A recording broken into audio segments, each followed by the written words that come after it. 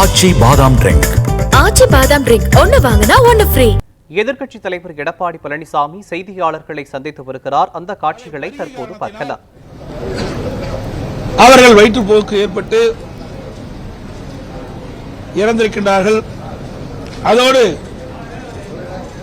அவர்களது ஒத்துக்காத கருத்தினால் ஒவ்வாத பிரச்சனை காரணமாக அவர்கள் மருத்துவமனையில் சேர்க்கப்பட்டதாக தகவலை கொடுத்திருக்கின்றார்கள்.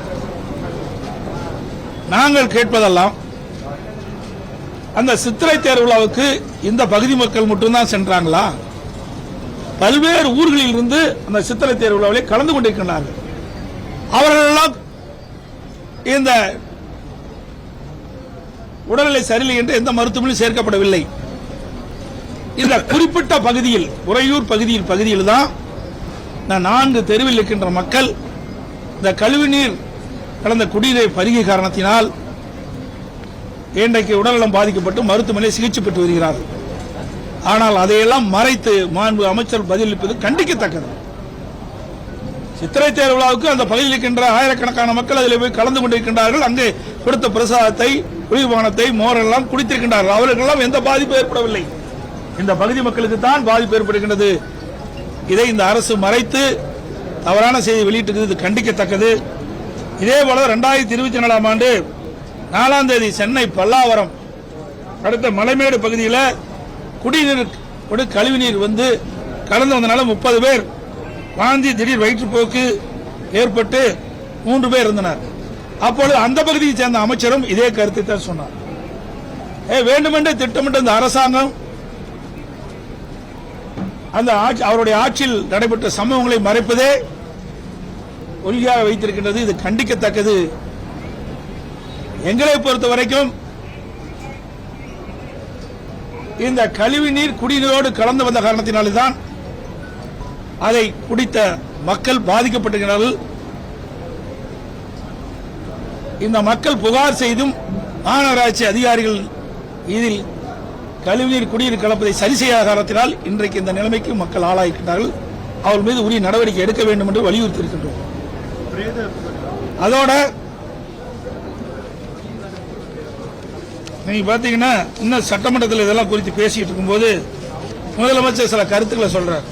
இன்றைக்கு மக்கள் நல்வாழ்வுத்துறை அமைச்சர் மாணிக் கோரிக்கை நீட் தேர்வை பற்றி சொல்றார். இத நீட் பல முறை விளக்கம் கொடுக்கப்பட்டது. உங்களுடைய தொலைக்காட்சி வாயிலாக கொடுக்கப்பட்டது, பத்திரிகை வாயிலாக கொடுக்கப்பட்டது, சட்டமன்றத்திலும் நான் இது குறித்து பேசியிருக்கிறேன். நீட் 2010 டிசம்பர் 21ஆம் தேதி நோட்டிபிகேஷன் வெளியிட்டாங்க. அப்பொழுது மத்தியில் காங்கிரஸ் தலைமையில் கூட்டாட்சி, திமுக மத்திய அமைச்சர்கள் இடம்பெற்றிருந்தது. அதுவும் திராவிட முன்னேற்ற கழக நாடாளுமன்ற திரு காந்தி செல்வன் அவர்கள் மத்திய சுகாதாரத்துறை இணையமைச்சராக இருந்த பொழுதுதான் இந்த நீட் தேர்வுக்கு ஒப்புதல் கொடுக்கப்பட்டு மத்திய அரசாணை வெளியிடப்பட்டது. ஏதோ அதிமுக ஆட்சியில் வந்து அதிமுக இருக்கும்போது தான் வந்தது என்ற ஒரு தவறான செய்தி தொடர்ந்து முதலமைச்சரும் அமைச்சர்களும் பதிவு செய்து கொண்டிருக்கிறார்கள். இது நாட்டு மக்களுக்கே தெரியும். இது கொண்டு வந்தது காங்கிரஸ், திமுக. ஏன் இளைஞர்கள் பாதிப்பாங்க அப்படின்னு உங்களுக்கு தெரியாதா? மாணவர்கள் பாதிப்பான்னு தெரியாதா? கொண்டு வந்தது இவர்கள். அதை தடுப்பதற்கு நாங்கள் கடுமையான முயற்சி எடுத்தோம். ஆனால் முடியவில்லை. நீதிமன்றம் சென்று விட்டது. அதனால் இந்த நீட் தேர்வு அதிமுக ஆட்சியிலே நடைமுறைப்படுத்த வேண்டிய சூழ்நிலை ஏற்பட்டு விட்டது.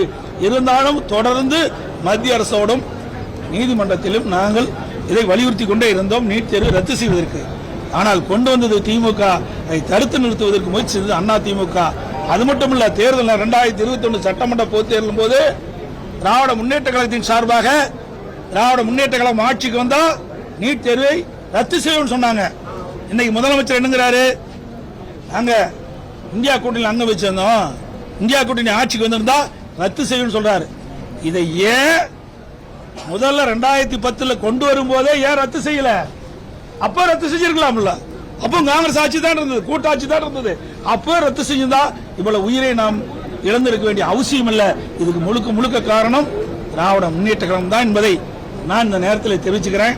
அதோட இன்னும் சொல்றார், எப்ப பார்த்தாலும் திமுக காரரும் திமுக கூட்டணியில் அங்கம் வைக்கின்ற கட்சியெல்லாம் அதிமுக பாரதிய ஜனதா கட்சியோட கூட்டணி, அதிமுக பாரதிய ஜனதா கூட்டணி. எல்லா அறிக்கையும் கம்யூனிஸ்ட் கட்சி சேர்ந்த அறிக்கை விடுறாங்க, விடுதலை சிறுத்தை கட்சி தலைவர் விடுறாங்க. இன்னைக்கு முதலமைச்சர் இப்படி துடிதுடிக்க பேசுறார். ஏங்க நாங்க கூட்டணி வச்சா நீங்க எங்க பதறீங்க? முதலமைச்சர் சட்டமன்றத்தில் ஏன் கோவப்படுறீங்க? நீங்க ஏன் பயப்படுறீங்க? அதிமுக யாரோடாலும் கூட்டணி வைப்போம், அது எங்களுடைய விருப்பம், எங்களுடைய கட்சி நடைபெறுகின்ற சட்டமன்ற பொது 2026 சட்டமன்ற பொது தேர்தலில் வெற்றி பெற வேண்டும். ஒவ்வொரு கட்சியும் வெற்றி பெற வேண்டும் என்பதுதான் கூட்டணி வைக்கிறீங்க. நீங்க எப்ப பார்த்தாலும் பலம் வாய்ந்த கூட்டணி நீங்க சொல்றீங்களே, அது மாதிரி நாங்களும் அதிமுகவும் பலம் வாய்ந்த கூட்டணியை 2026 சட்டமன்ற தேர்தல் அமைப்போம். நிச்சயமாக வெற்றி பெறுவோம். முதலமைச்சர் இப்படி ஆதங்கப்படுவது, இப்படி அதிர்ந்து போய் பேசுவது பார்க்கின்ற பொழுது பயம் வந்து விட்டது. அதிமுக கூட்டணி அமைக்கப்பட்டு விட்டால் ஆட்சி மாற்றம் ஏற்படும், திமுக ஆட்சி இழக்கும், அதிமுக ஆட்சி வரும் என்று அவர் மனதிலே வந்த காரணத்தில் தான் அந்த வெளிப்பாடு பார்க்கப்படுகிறது. சட்டமன்றத்திலே நேருக்கு நேர் பார்த்தேன், அவர் பதற்றப்படுறதை பார்த்தேன், அவருடைய பேச்சிலிருந்து வர வார்த்தைகளை பார்த்தோம். அதிமுகவை பொறுத்த வரைக்கும் திராவிட முன்னேற்ற கழகத்தை அகற்றப்பட வேண்டும் என்று ஒத்த கருத்துடைய கட்சிகளெல்லாம் ஒன்றாக இணைத்து வாக்குகள் சிதறாமல் நாங்கள் கூட்டணி அமைப்போம். நிச்சயமாக 2026 சட்டமன்ற தேர்தலிலே திராவிட முன்னேற்ற கழக தலைமையில் அமைக்கப்பட்ட கூட்டணியை வீழ்த்துவோம். அதிமுக கூட்டணி ஆட்சி அமைக்கும், அதிமுக ஆட்சி அமைக்கும். அதோட இன்னொன்னு திரு கருணாநிதி அவர்கள் பாரதிய ஜனதாவோட கூட்டணி அமைக்கும் போது 99 அமைக்கும் போது ஒரு கருத்து சொல்லியிருக்கார். ஊழலை விட மதவாதம் என்பது கொடுமையானது அல்ல. திரு கலைஞர் அவர்கள் திராவிட முன்னேற்ற கழகம் பாரதிய ஜனதா கட்சியோடு கூட்டணி வைக்கின்ற பொழுது அவர் சொன்ன கருத்து ஊழலை விட மதவாதம் என்பது கொடுமையானது அல்ல அப்படின்னு அவர் கருத்து சொல்லியிருக்கிறார். அதோட 16/4/1999 முரசொலிமாறன் பேச்சு நாடாளுமன்றத்தில் அவர் பேசியிருக்கார். நெருக்கடி நிலையின் போது எமர்ஜென்சி நாங்கள் திமுக காங்கிரஸை விட்டு விலகிவிட்டோம். இப்போது நாங்களும் ஜனசங்கம் பாரதிய ஜனதா உறுப்பினரும் மார்க்சிஸ்ட் தோழர்களும் சிறையில் தோழர்களானோம். காரணம் எதுவாக இருந்தாலும் எங்களுடைய நீண்டகால அரசியல் வரலாற்றில் நாங்கள் அனைவரும் ஒதுக்கப்பட்ட மக்களுக்காகவும் சிறுபான்மை மக்களுக்காகவும் ஆதரவு அளித்து பாதுகாப்பு வந்திருக்கிறோம் என்று அவர் பேசியிருக்கிறார்.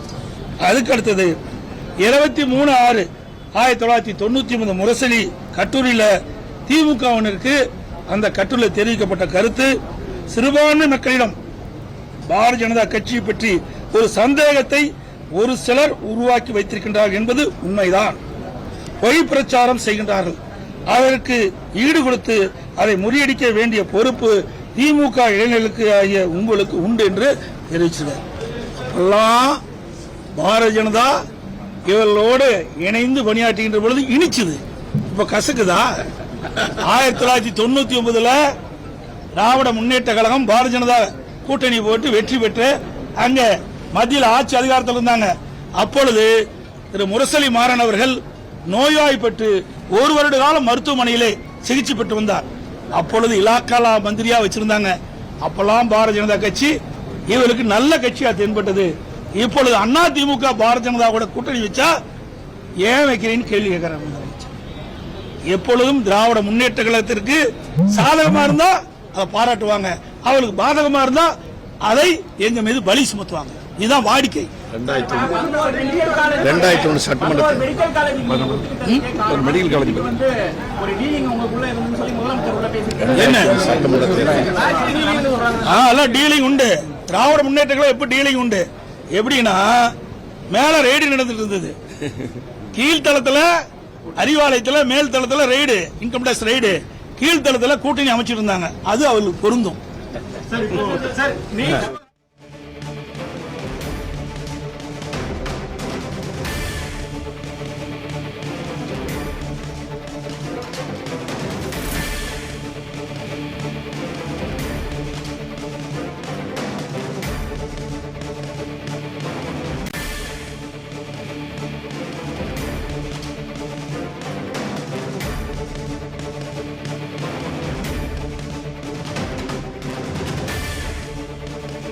அதிமுக பாஜக கூட்டணியால் முதலமைச்சருக்கு பயம் ஏன் என்று எடப்பாடி பழனிசாமி செய்தியாளர்கள் சந்திப்பில் தெரிவித்திருக்கிறார்.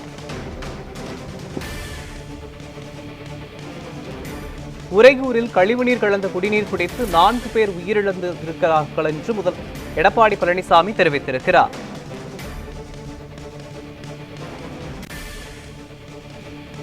நீட் தேர்வை அதிமுக கொண்டு வந்ததாக தவறான பிம்பம் கட்டமைக்கப்படுகிறது என்று செய்தியாளர்கள் சந்திப்பில் எதிர்க்கட்சித் தலைவர் எடப்பாடி பழனிசாமி தெரிவித்திருக்கிறார். உறையூரில் குடிநீர் பிரச்சினை தொடர்பாக மக்கள் புகார் அளித்தும் நடவடிக்கை எடுக்கவில்லை என்றும் எதிர்க்கட்சித் தலைவர் எடப்பாடி பழனிசாமி சட்டப்பேரவை வளாகத்தில் செய்தியாளர்களிடம் தெரிவித்திருக்கிறார்.